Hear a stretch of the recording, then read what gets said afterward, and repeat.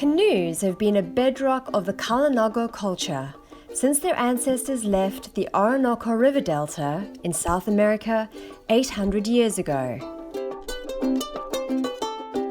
The Proud Kalinago of Dominica. Watch on to find out more.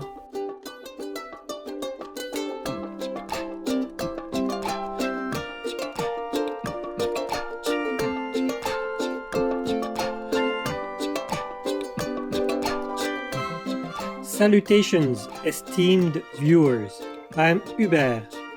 The pleasant people of Dominica wish you all the best. On today's show, the Proud Kalinago of Dominica, we will learn about the last remaining indigenous community on the Caribbean islands.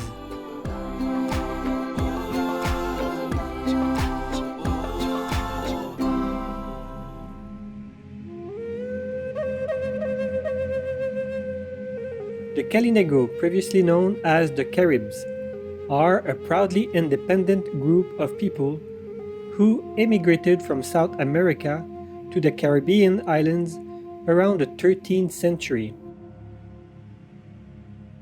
After their arrival, they are believed to have intermarried with the Taino-Arawak populations who had also come from South America centuries earlier.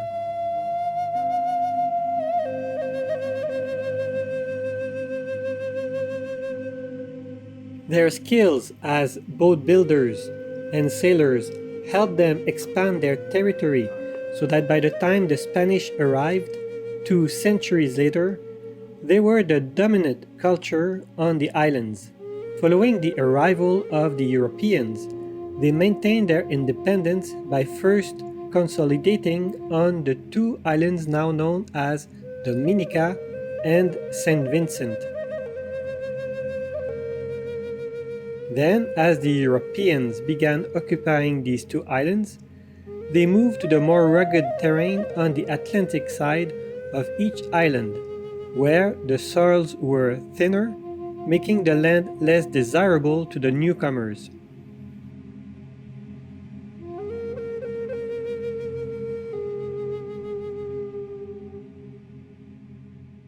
Today, most of the remaining 3,500 or so Kalinago live in Kalinago Territory, an autonomous region on the rugged eastern coast of Dominica.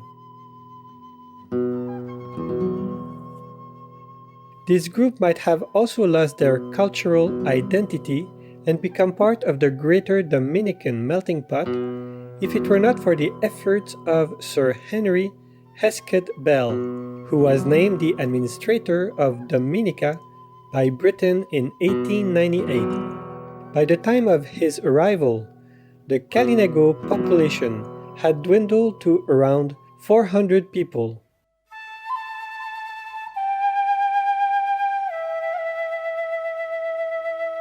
After Sir Henry met with the Kalinago and learned of their history and impoverished situation, he wrote a lengthy report and requested the British government to officially grant the Kalinago a reserve.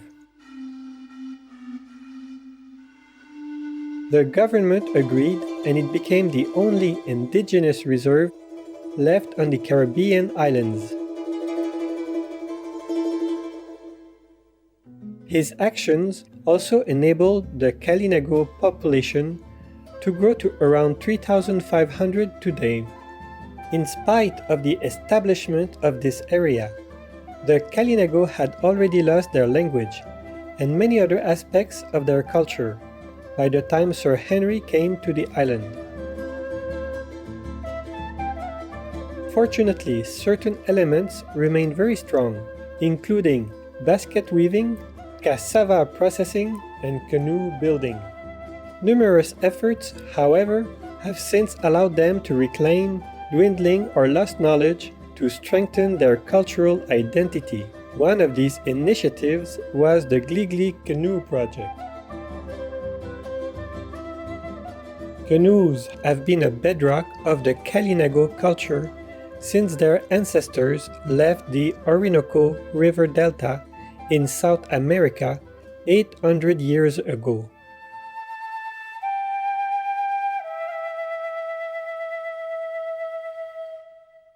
In the mid-1990s, Jacob Frederick, a Kalinago artist and activist, fulfilled a long-held dream of working together with others in his community to build an ocean-worthy canoe and retrace the route of their forebears to return to the Orinoco Basin.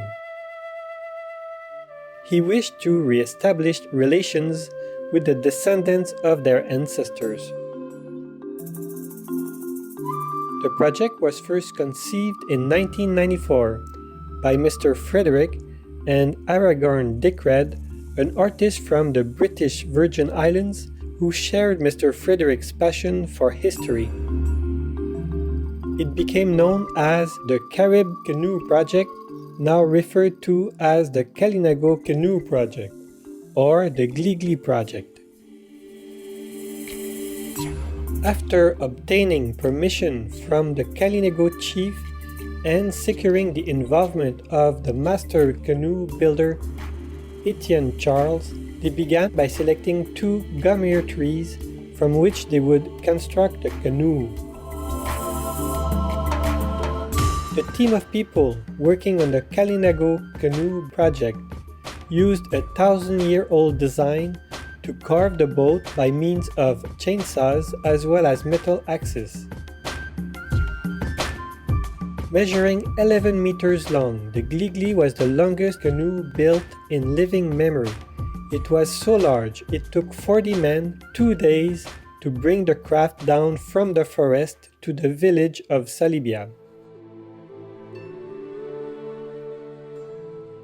After the arrival of sails and the application of paint, the crew put the Gligli through the paces, testing her for seaworthiness in a variety of weather conditions.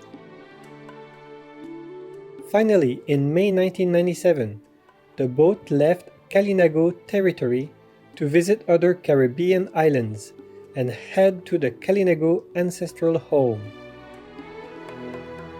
An integral goal of their journey was to foster indigenous pride and build relations among all those who descended from indigenous peoples on the Caribbean islands and in South America.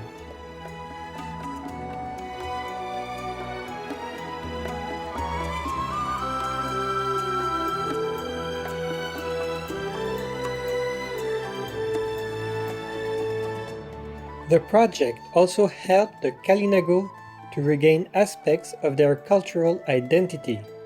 It was a journey of healing that allowed them to learn language as well as traditional dances, games, and medicines from their distant cousins in Guyana that had been lost after hundreds of years of separation.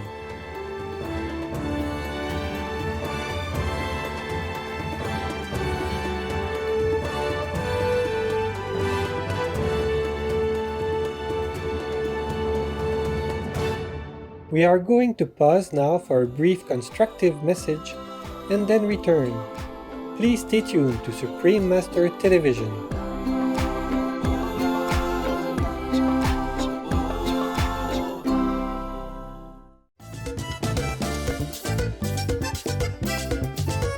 Welcome back to the Proud Kalinago of Dominica on Supreme Master Television. Let's learn more about the Kalinago programs designed to help the Kalinago maintain and deepen their culture. For much of the decade after 1997, the Kalinago sought out strategies that would help their community to preserve and strengthen their customs, while also providing economic opportunities for upliftment. One idea championed by former Chief Faustulus Frederick proposed turning part of the Kalinago Territory into a living museum. According to Mr. Frederick's proposal, establishing a pre-Columbian model village would provide income to people in the community while also teaching youth how to create traditional handicrafts and perform time-honored songs and dances. The idea came to fruition in 2006 when the Kalinago Cultural Village by the sea opened to the public. It has replica pre-Columbian structures, including a large main meeting house where cultural performances are held. Visitors are able to witness traditional cassava making, basket weaving, canoe building, and herb gathering and use. Through the concept of a living museum, the Kalinago Cultural Village by the Sea has created direct and indirect economic opportunities for the people, including employment for the Kalinago youth that enables them to showcase their traditions. The most prominent handicraft demonstration at the model village is that of basket weaving. The Kalinago women are well respected for their basket weaving work. The baskets are made from the laruma reed, which is believed to have been brought several thousand years ago from the Amazon River basin by Amerindians to the island where it was planted as a crop. The baskets were traditionally used for storing clothing, supplies, and carrying food. Sometimes they were also lined with certain leaves to make the baskets somewhat waterproof. Preparing this tall reed for use is an elaborate process that involves splitting it, digging out the pith, and laying it in the sun to dry. This creates a reddish-brown color on one side and a lighter color on the opposite side. Some of the reeds are placed in mud for a few days before drying to obtain a blackened color.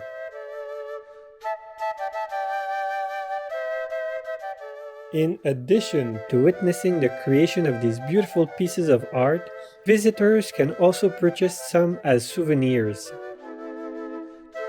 Another example of Kalinago handicrafts available for purchase at the model village is fern tree wood mask carvings. Of the hundreds of species of ferns on the island, the Kalinago carvers use wood from the fern tree called the fouige to carve masks, many of which represent the faces of their former chiefs.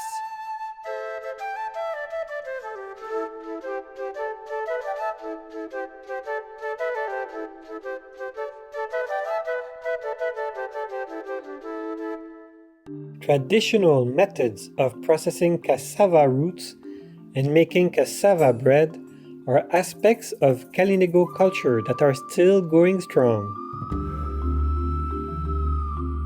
Cassava, also known as manioc, is an important staple crop that was brought to the Caribbean from South America by other Amerindians centuries before the arrival of the Kalinago people. They grow two types of cassava. Bitter cassava roots are made into bread, cakes, and other items, while sweet roots can be cooked and eaten like sweet potatoes. If you visit their cultural village, you can witness a demonstration of the traditional method of processing cassava, as well as sample some delicious cassava baked goods. The first step is to peel the root and grate it into a pulp.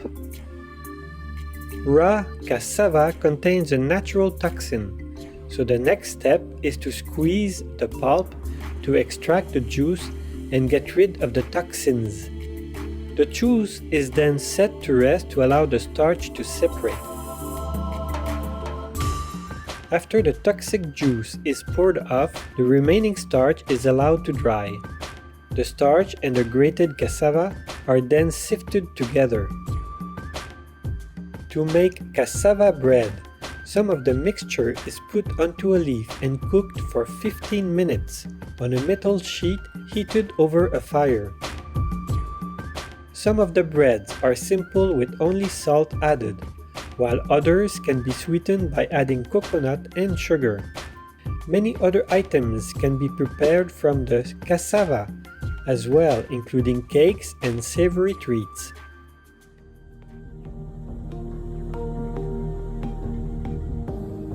We have enjoyed exploring the unique culture of the Kalinago people with you today. May their beautiful traditions and customs be maintained for generations to come.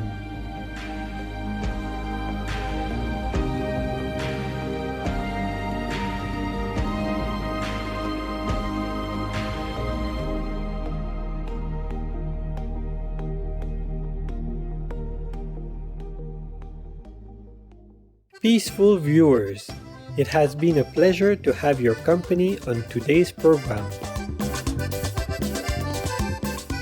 May we always use artistic expression as a means to spread beauty, upliftment, and peace within our world. Our programs offer many languages. Please visit suprememastertv.com/schedule and suprememastertv.com/CTAW.